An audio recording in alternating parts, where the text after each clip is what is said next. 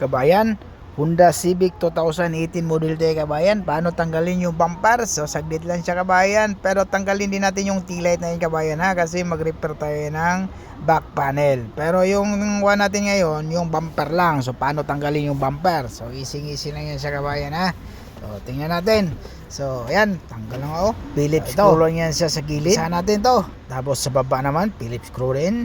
So halos lahat Phillips screw. Tapos sa baba, pinakababa, mga clip yan, dalawang clip lang yan siya kabayan. So saglit lang siya talaga. Tapos kabila na naman, isa para sa map guard. May map guard ko siya, 2, 3, 4.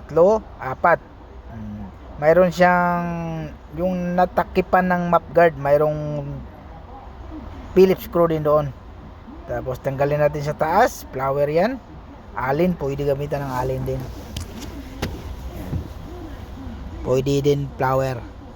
Yan kabayan oh. Lustre na yung kabayan oh. Hirapan ako lustre oh. So kailangan ayusin natin kasi pag lustre dyan, delikado.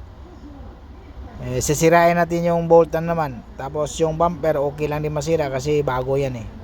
Pero kailangan mas maganda yung hindi masira. Nagawa ng paraan, so okay na. Tanggal na agad. Ganun lang kasimple mga boss. Pira na naman. So ang mahal pala ng trunk yan mga boss.